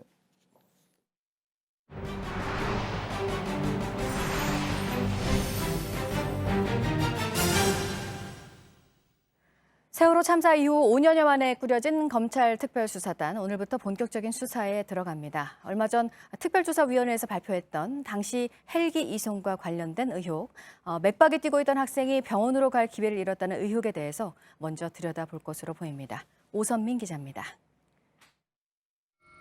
세월호 특조위는 참사 당일 임경빈 군이 제때 병원으로 옮겨지지 못해 숨졌다는 조사 결과를 열흘 전 내놨습니다. 맥박이 뛰고 있었는데도 응급 구조 헬기가 아닌 배편으로 옮겨 바다 위에서 4시간 넘게 허비했다는 겁니다. 특조위는 오는 12일쯤 구조 지연 의혹에 대해 검찰의 수사를 요청할 예정입니다. 특조위 관계자는 특별법에 따라 검찰의 수사를 요청할 예정이라며 세월호 특별수사단이 맡게 될 것 같다고 했습니다. 특조위는 증거물 분석 작업에도 속도를 내고 있습니다. 세월호 선체를 들어올리고 인양하는 과정에서 추가로 확보한 휴대전화와 블랙박스 등을 포렌식 업체에 맡긴 상태입니다. 이런 가운데 지난 8일 출범한 특별수사단은 서울중앙지검이 조사 중인 관련 사건과 조만간 이뤄질 수사 의뢰, 고소 고발 건도 두루 살필 전망입니다. 특수단은 오늘 오후 큰 틀의 수사 방향 등을 밝힙니다. JTBC 오선민입니다. 다크웹이라고 해서요. 추적이 어려워서 음란물과 마약 같은 각종 범죄의 통로가 되고 있는 웹사이트가 있습니다. 국내 이용자가 점점 늘어서 3년 만에 3배가 됐고 경찰이 전국 규모의 수사에 나서고 또 국제 공조도 늘리기로 했습니다. 김지성 기자입니다. 한 인터넷 사이트에 다크웹을 쳐봤습니다. 관련 글이 연달아 나옵니다. 아예 접속 방법을 설명해주는 동영상도 있습니다. 음란물을 봐도 적발될 가능성은 없다며 단속을 걱정하지 말라는 내용까지 적혀 있습니다. 상황이 이렇다 보니 다크웹 접속자 수는 해마다 늘고 있습니다. 올해 국내 다크웹 이용자 수는 약 1만 6천여 명. 2016년 하루 평균 5천여 명에서 3년 만에 3배 넘게 늘었습니다. 다크웹을 통한 범죄도 꾸준히 늘고 있습니다. IP 추적이 어려워 운영자와 이용자를 찾기 힘든 점을 악용하는 겁니다. 다크웹에선 마약 거래도 이뤄집니다. 50차례 넘게 마약을 판매한 일당이 지난해 붙잡혔습니다. 개인정보나 총기도 거래됩니다. 다크웹이 기승을 부리자 경찰이 수사를 확대하겠다고 밝혔습니다. 지금까지는 경찰청 직원 6명이 도맡아왔는데 앞으로는 전국 지방경찰청에서도 다크웹 범죄를 추적합니다. 해외 서버가 많은 만큼 국제 공조도 늘릴 계획입니다. 전문가들은 수사 확대와 함께 처벌도 강화해야 한다고 말합니다. 지난해 국제 공조 수사로 다크웹에서 20만 건 넘는 아동 성착취 영상을 유포한 음란물 사이트를 적발했는데 운영자는 23살 한국인 남성 손모 씨였습니다. 200명 넘는 한국인이 이 사이트에서 아동 성착취 영상을 내려받았지만 운영자 손 씨가 받은 형량은 징역 1년 6개월. 솜방망이 처벌이라는 비판이 나오는 이유입니다. JTBC 김지성입니다. 오늘의 핵심 뉴스들을 정리해드리는 아침엔 주요 뉴스입니다. 문재인 대통령과 여야 5당 대표들이 어제 저녁 청와대에서 115일 만에 만났습니다. 당초 예정됐던 2시간을 훌쩍 넘겨 3시간 가까이 만찬을 함께하면서 대화를 나눴습니다. 황교안 자유한국당 대표와 손학규 바른미래당 대표는 선거제 개혁안을 놓고 고성을 주고받으면서 설전을 벌였고 문 대통령이 이를 말리는 상황도 발생했습니다. 여야정 국정상설협의체 재개에 대해서는 공감대를 이뤘습니다. 문 대통령은 개헌을 총선 공약으로 내걸어서 쟁점이 된다면 민의를 따르겠다는 뜻도 밝혔습니다. 5당 대표와의 회동 자리에서 문재인 대통령은 정의당 심상정 대표와 노동정책과 관련한 얘기를 하면서 탄력 근로제 연장 문제는 노동계에서도 수용해줘야 하지 않겠느냐고 말했습니다. 국회가 관련 법안 처리를 위해 노력해줄 것을 당부했습니다. 조국 전 법무부 장관의 부인 정경심 동양대 교수가 오늘 추가로 재판에 넘겨질 예정입니다. 사모펀드 투자와 관련된 혐의 등 10가지 이상의 혐의가 추가될 것으로 보입니다. 조국 전 장관도 조만간 검찰에 소환돼 조사를 받을 전망입니다. 시가 9억 원이 넘는 주택을 가지고 있는 1주택자들은 오늘부터 전세대출 공적 보증을 받을 수 없습니다. 근무지 이전과 자녀 양육 등 실수요는 예외로 인정이 됩니다. 서울보증보험의 보증은 계속 이용할 수 있습니다. 미국 대통령 선거 레이스에 뒤늦게 합류한 억만장자 블룸버그 전 뉴욕시장이 트럼프 대통령과의 가상 대결에서 6%포인트 차이로 앞섰다는 여론조사 결과가 나왔습니다. 하지만 민주당 후보들 가운데는 지지율 4%로 6위에 머물렀습니다. 세계 최대 규모의 쇼핑 이벤트인 중국 전자상거래 업체 알리바바의 올해 쇼핑 축제가 시작되면서 거래 기록이 지난해를 넘어서고 있습니다. 올해는 처음으로 수십억 원짜리 집도 인터넷 매물로 올라왔습니다. 바른미래당의 비당권파 모임인 변화와 혁신을 위한 비상행동이 자유한국당과의 통합은 없다고 밝혔습니다. 유승민 전 대표의 보수 재건은 신당 창당을 중심으로 이루어지게 될 것이라며 총선 전까지 자유한국당과의 통합은 절대로 없다고 못 박았습니다. SK브로드밴드와 티브로드 또 LG유플러스와 CJ헬로와의 기업 결합을 공정거래위원회가 조건부로 승인했습니다. 통신사업자와 케이블TV 사업 간의 기업 결합을 처음으로 공정위가 승인을 한 사례입니다. 세월호 참사를 둘러싼 각종 의혹을 재수사하는 특별수사단이 오늘 공식 출범하고 본격적으로 업무를 시작합니다. 세월호 참사 원인부터 구조 상황과 이후 조사 과정에서의 방해 의혹 등을 광범위하게 조사할 것으로 예상됩니다. 지금까지 아침엔 주요 뉴스 정리해드렸습니다. 터키군이 장악한 시리아 북동부 도시 탈 아부야드에서 차량 폭탄 공격이 일어나 민간인 8명이 숨졌습니다. 현지 시간 10일 탈 아부야드 남부 상점가에서 차량에 설치돼 있던 폭탄이 터졌습니다. 민간인 8명이 숨지고 수십 명이 다쳤는데요. 터키 국방부는 잔인한 쿠르드 민병대와 쿠르드 노동자당 테러리스트에 의해 무고한 민간인이 살해됐다고 밝혔습니다. 이 지역에선 최근 차량 폭탄 테러가 빈번하게 일어나 주민들의 불안감이 커지고 있습니다. 미국 캘리포니아주 할리우드 인근에선 현지 시간 9일 오후 산불이 났습니다. 인근에 있던 미국의 메이저 영화사 워너브라더스 건물엔 대피령이 내려졌는데요. 건물이나 직원들의 피해는 없었지만 소방관 1명이 연기를 마셔 병원으로 옮겨졌습니다. 불은 지금까지 축구장 20개에 달하는 면적을 불태웠는데요. 큰 불이 잡히며 더 번지진 않고 있다고 합니다. 소방대가 진화 작업을 계속하는 한편 화재 원인을 조사하고 있습니다. 버스 한 대가 옆으로 쓰러져 있습니다. 현지 시간 9일 독일 함부르크 인근의 도로에서 버스 사고가 났는데요. 타고 있던 승객 50여 명 중에 7명이 크게 다쳤고 10여 명이 가벼운 부상을 입었습니다. 버스는 폴란드에서 출발해 함부르크로 가던 중이었는데요. 어쩌다 사고가 난 건지 당국이 인근 도로를 폐쇄하고 정확한 사고 경위를 조사하고 있습니다. 페루를 지나는 아마존 강이 아기 거북들의 새 집이 됐습니다. 아기 거북들이 강으로 달려갑니다. 현지 시간 8일 페루 정부가 6천 마리의 아기 거북을 아마존 강에 풀어줬는데요. 아마존 노란 점 거북이란 종으로 밀렵 때문에 개체수가 급격히 줄어 멸종 위기종으로 관리되고 있습니다. 이 거북들을 지키기 위해 정부가 직접 수천 개의 알을 인공 부화시킨 뒤 강에 풀어줬는데요. 아마존 곳곳을 누비며 무럭무럭 건강하게 자랐으면 좋겠습니다.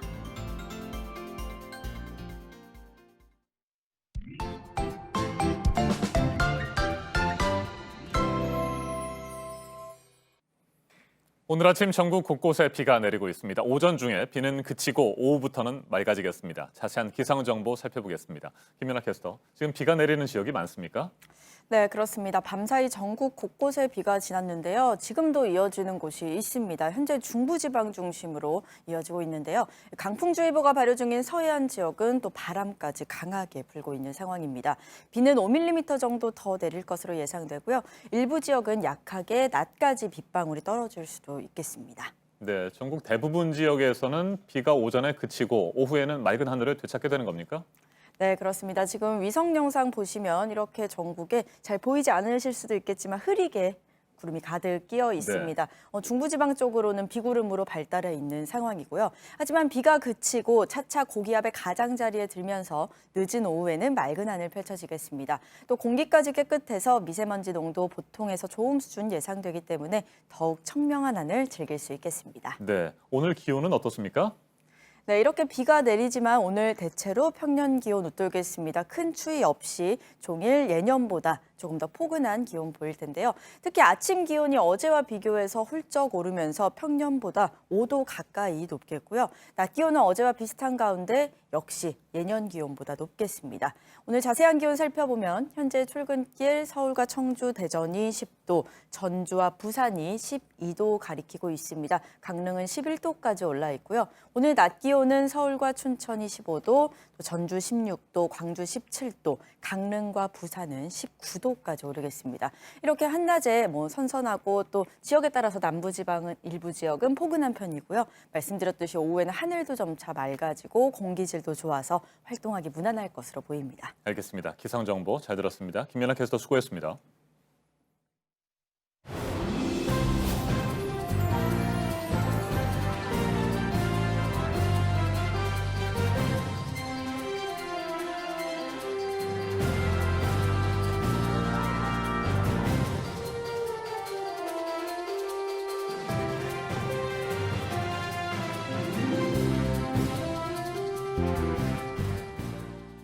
네, 한 주 시작하는 월요일 아침입니다. 8시 7분 지나고 있습니다. 중남미에서 현역 최장수 지도자입니다. 볼리비아의 모랄레스 대통령이 자리에서 물러났습니다.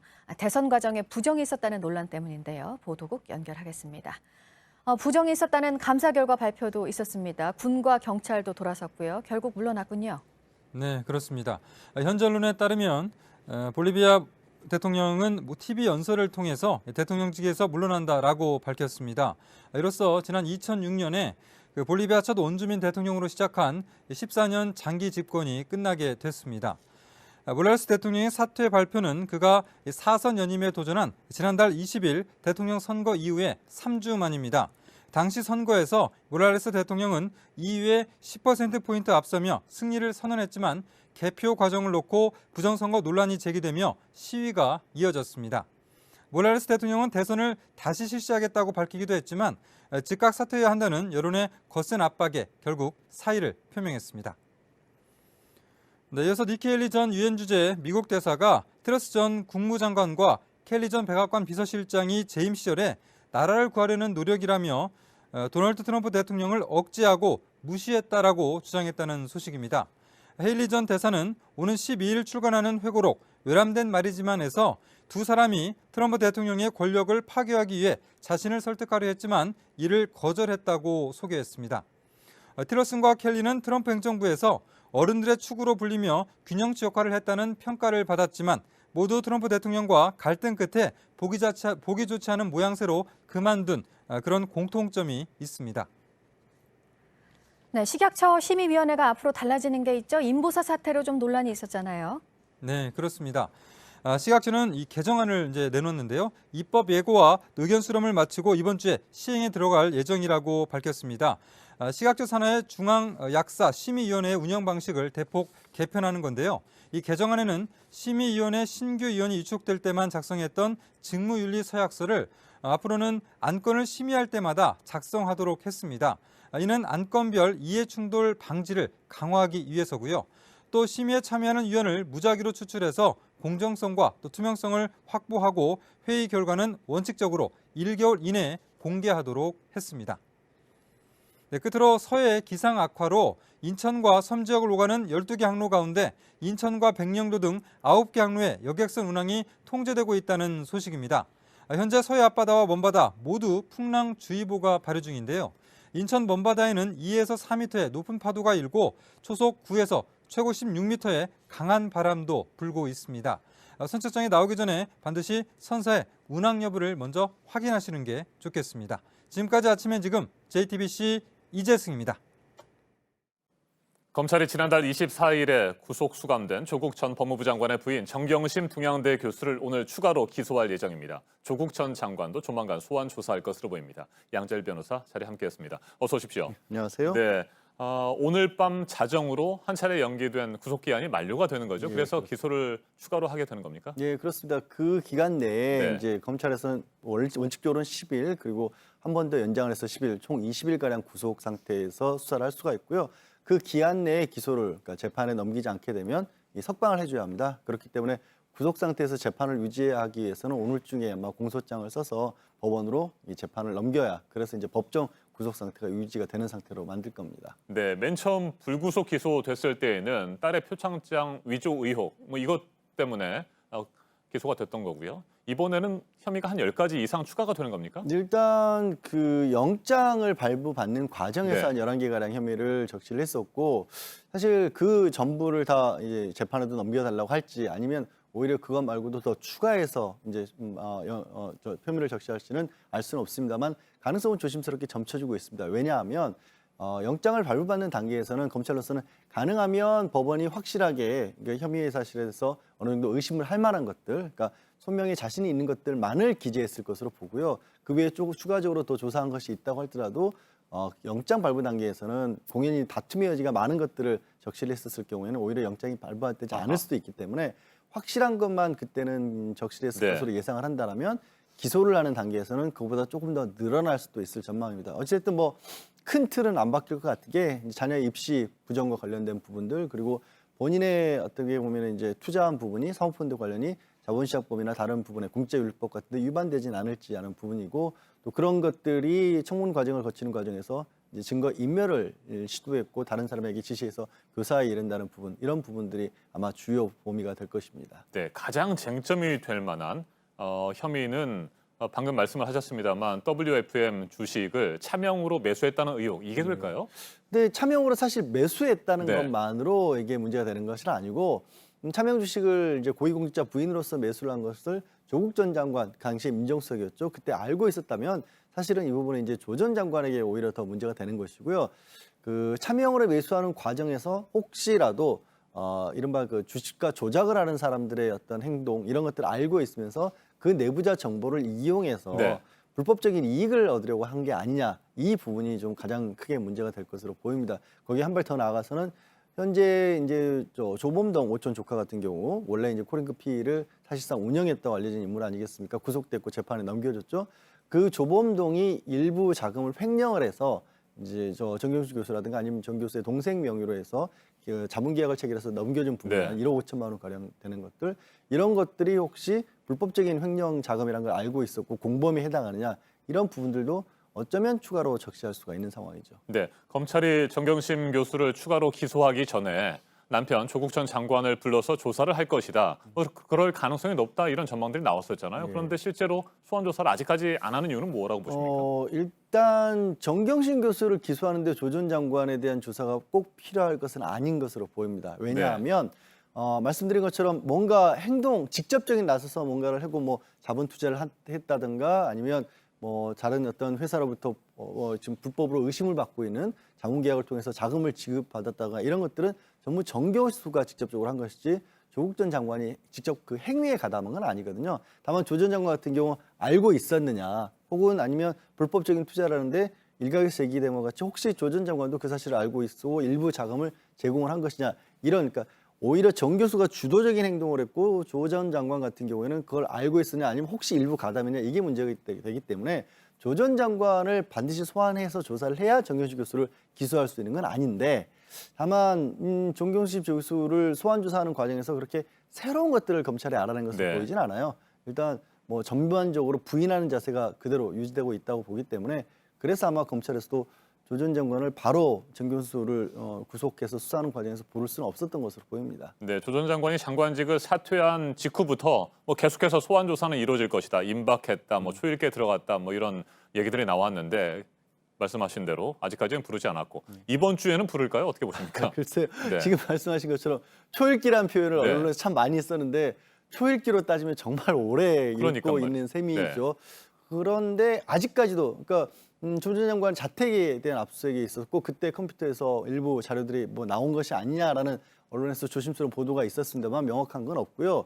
일부 그 계좌 추적도 어느 정도 허용이 됐다라고 하죠. 그래서 그런 부분들도 나왔지만 거기서도 바로 뭔가 구체적인 혐의점을 발견하지 못한 것 같습니다. 그래서 조 전 장관을 언제 소환할지는 말씀드린 것처럼 기본적인 물리적인 증거가 있어야 하는데 그 기존의 압수수색 과정에서 뭔가 명확하게 드러나는 부분을 검찰이 찾지 못한 것으로 보이고, 정경수 교수 같은 경우는 이제 구속 수감되어 있는 동안에도 특별하게 새로운 내용을 진술하지 않은 것으로 보이거든요. 그래서 조 전 장관을 소환을 하긴 할 텐데 바로 소환할 것으로 보기는 좀 어렵습니다. 왜냐하면 나온 게 지금 명확하게 드러난 게 없어서. 알겠습니다. 이번 주가 소환 시기가 될 것이다, 뭐 이것도 지금은 알 수 없는 상황이에요. 그 얘기를 3주 전부터 지금 계속해서 하고 있기 때문에. 알겠습니다. 여기까지 듣겠습니다. 양지열 변호사였습니다. 말씀 잘 들었습니다. 지난 토요일 인천공항을 출발해 싱가포르로 향하던 아시아나항공 여객기 한쪽 엔진이 갑자기 멈추는 고장이 발생했습니다. 여객기는 필리핀 마닐라에 긴급 착륙했고 승객들은 어제 저녁에야 목적지에 도착할 수 있었습니다. 박영우 기자가 보도합니다. 아시아나항공이 지난 2017년 도입한 에어버스사의 A350 여객기입니다. 승객 310명을 태울 수 있습니다. 9일 오후 4시 20분 인천공항을 출발해 싱가포르로 향하던 아시아나항공 여객기 엔진에서 문제가 발생합니다. 이륙 후 3시간 50분이 지난 시점, 비행기 2번 엔진, 즉 오른쪽 엔진이 연료 펌프 이상으로 멈춘 겁니다. 한쪽 엔진으로도 충분히 비행할 수 있지만 인근 필리핀 마닐라 공항으로 회항을 결정했습니다. 아시아나항공은 승객들 안전을 위한 조치라고 설명했습니다. 대다수 승객들은 필리핀에 도착해 호텔로 이동했고 일부 승객은 다른 항공편을 이용해 싱가포르로 향했습니다. 아시아나항공은 어제 오전 급하게 대책위를 보냈고 승객들은 출발 18시간이 지나서야 목적지인 싱가포르에 도착했습니다. 최근 제주항공 회항 등 국적항공사의 사고가 잦아지면서 국토부도 특별 안전점검에 들어간 상태. 여기에 보잉 737 NG 기종 동체 균열 문제까지 겹치면서 승객들의 불안감은 커지고 있습니다. JTBC 박여우입니다.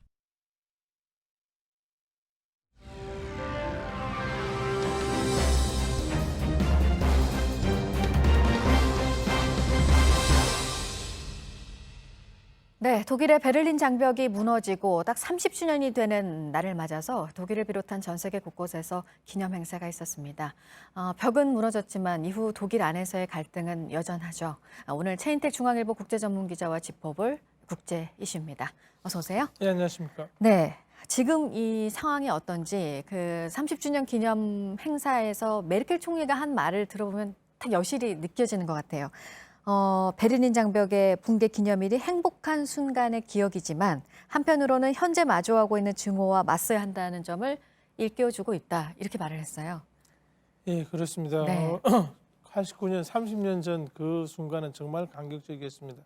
독일이 통일되고 그리고 동유럽 전체 이제 공산 체제가 무너지고 그리고 냉전이 종식이 됐습니다. 네. 그래서 사람들은 새로운 평화와 번영을 꿈꿨는데 그 일을 위해서 굉장히 노력을 많이 했음에도 불구하고 30년이 지난 지금 옛 동독 지역은 굉장히 지금 극우 정치가 네. 이제 만연하고 있고요. 그리고 옛날 그 나치 시대를 그리워하는 네오나치라는 이상한 광풍까지 일어나고 있습니다.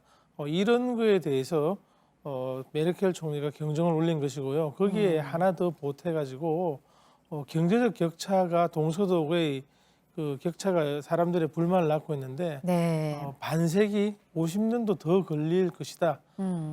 해소에 굉장히 많은 시간이 걸리고 그동안 노력을 했음에도 지금 이제 좀 부족하다는 걸 스스로 인정한 셈이죠. 네.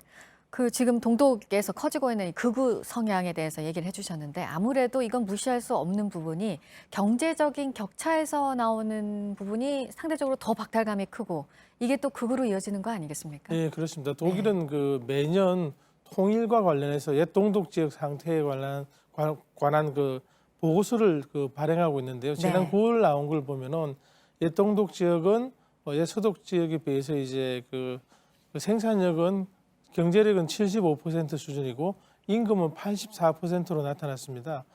그동안에 그렇게 많은 투자를 했음에도 지금 그 한 2,200조 정도를 쏟아부었다고 되어 있습니다. 네. 그럼에도 불구하고 경제력이 75%, 거기에다가 또 임금은 84%라는 얘기는 그 산업 생산력이 떨어진다는 얘기입니다. 그러면 이제 투자가 정상적으로 이루어지기가 힘든 그래서 또 계속 지원을 해야 하는 그런 상황이라는 걸 얘기하는데 쉽게 얘기해서 그 동독 지역이 경제적으로 자립하는데 어려움을 겪고 있다 이런 얘기가 되기 때문에 동독 사람들의 박탈감은 동독 지역 주민들의 박탈감은 더 커지고 있는 그런 상황입니다. 네, 이 박탈감을 줄이기 위해서 많은 비용이 쓰여졌습니다. 그 가운데 하나가 이른바 통일세인데 최근에 폐지를 한다는 얘기가 나왔어요. 예, 그렇습니다. 네. 독일 그 정부에서 2021년부터 폐지를 하자 그러고 있는데요. 네. 통일 이후에 처음에는 7.5%를 부과했습니다. 소득세하고 법인세에다가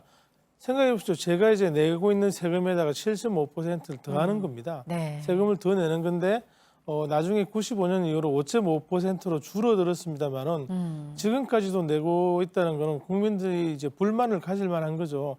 서독 지역 주민들이. 결국 이제 통일이 지나서 30년인데 서독 지역 주민들은 왜 내 돈을 계속 지금까지 가져가느냐? 네. 그리고 동독 지역 주민들은 그렇게 했는데 75%밖에 못 하느냐? 이런 얘기들을 서로 하고 있고 이거는 이제 어떤 내부적인 갈등이 벌어지고 있습니다. 그런데 하나 생각을 해야 될 점은 옛 동독 지역이 서독 지역하고 비교하면은 뭐 75% 이렇습니다만은 서독은 옛 서독 그러니까 독일 전체는 유럽에서 제일 큰 경제 국가입니다. 세계 4위고요. 이런 나라가 하고 이제 서독 지역하고 비교를 하니까 상대적으로 낮아 보이는 거지. 유럽 전체에서 보면은 동유럽 웬만한 나라의 2배 정도고요. 서유럽과 비교해서도 파리 주변이나 런던 주변 같은 그 유럽에서 가장 강력한 지역을 제외하고는 동독 지역보다 더 강한 경제를 가진 게 없습니다. 중요한 거는 배 고픈 거는 참아도 배 아픈 거는 못 참는다. 상대적인 박탈감이죠. 이를 줄이는 게 관건이라고 하겠습니다. 네. 그리고 이 경제적 격차 문제와도 연결이 되는 부분이기도 할 텐데 그 스스로를 2등 시민으로 생각한다는 동독 지역의 주민이 절반 이상이라는 조사 결과도 나왔어요. 이거는 사회적 격차라고 할 수 있을까요? 예, 그렇습니다. 이게 57%로 나왔는데요. 네. 이게 뭐가 문제냐면은 네. 동독 지역 출신이라는 이유 때문에 독일 연방공화국 전체에서 개인이 뻗어 나가지 못한다. 우리 지역이 차별당하는 건 물론이고 내 개인이 어떤 기회를 잃고 있다는 이런 인식이 이제 퍼지고 있다는 건데요. 네. 실제로 보면은 앙겔라 메르켈 총리는 그 서독의 목사가 동독으로 이주해서 목사인 아버님이 이주하는 바람에 동독에서 자라고 거기서 이제 대학까지 나왔습니다만은 이 양반을 제외하고 나머지 이제 고위직에 동독 출신이 그리 많지 않습니다. 네. 그렇다 보니까 사람들이 이 독일 전체에서 내가 밀리고 있는 게 아닌가. 내가 이 지역에서 태어났기 때문에 이 지역에서 성장했기 때문에 옛 동독 주민이라는 그 어떤 뭐 주온 글씨를 새기고 있기 때문에 기회가 떨어지는 게 아닌가 이런 인식을 하고 있는 거죠. 실제와는 상관없이 이런 인식을 하고 있다는 것은 국가 통합에서 굉장히 문제가 될 수밖에 없습니다. 네, 특히 뭐 우리나라는 그냥 남의 얘기로만 받아들일 수 없는 부분이 특히나 커서 오늘 그 베를린 장벽이 무너지고 30년이 지난 독일 상황을 좀 짚어봤습니다. 최인택 중앙일보 국제전문기자였습니다. 잘 들었습니다. 네, 지금 짚어본 것처럼 독일은 베를린 장벽 붕괴 30주년도 맞았지만 이날은 유대인 탄압이 본격화된 날이기도 했습니다. 메르켈 총리가 또 한 번 사과를 했습니다. 이한길 기자입니다. 앙겔라 메르켈 총리가 베를린 장벽 붕괴 30주년 기념식에 참석했습니다. 그런데 연단에 올라선 홀로코스트, 유대인 학살 얘기를 꺼냈습니다. Der 9. November, meine Damen und Herren, ist ein Schicksalstag der deutschen Geschichte. Am heutigen Tag denken wir auch der Opfer der Novemberpogrome im Jahre 1938. 이날이 베를린 장벽이 무너진 날이자 1938년 유대인 탄압의 시발점이 된 이른바 수정의 밤이기 때문입니다. 81년 전 이날 나치는 하룻밤 사이에 유대인 상점 7,000개, 유대교 회당 1,400개 이상을 파괴했습니다. 이렇게 불붙은 나치의 광기는 이후 유대인 3만 명을 수용소로 보내버렸습니다. Und was darauf folgte, war das Menschheitsverbrechen des Zivilisationsbruchs der Shoah. 연설이 끝나자 독일인들은 메르켈 총리에게 박수를 보냈습니다. 1970년 빌리 브란트 서독 총리가 폴란드 유대인 희생비 앞에서 무릎을 꿇은 뒤로도 독일은 이렇게 기회가 닿을 때마다 사과하고 있습니다. 또 1952년부터 홀로코스트 생존자들에게 90조 원 이상을 지원했습니다. 지난달 독일의 유대교 회당 근처에서 총격 테러가 벌어졌을 때도 메르켈 총리가 직접 찾아가 사과를 한 바 있습니다. JTBC 이한길입니다. 프로 10년 차인 안송이 선수가 올해 한국 여자 프로 골프 투어 마지막 대회에서 첫 우승을 차지했습니다. KLPGA 투어 237번째 도전 만에 찾아온 우승입니다. 안송이는 어제 충남 천안 우정힐스 컨트리 클럽에서 열린 ADT 캡스 챔피언십 3라운드에서 1타를 줄여 합계 9언더파 207타로 정상에 올라 우승 상금 1억 2천만 원을 받았습니다.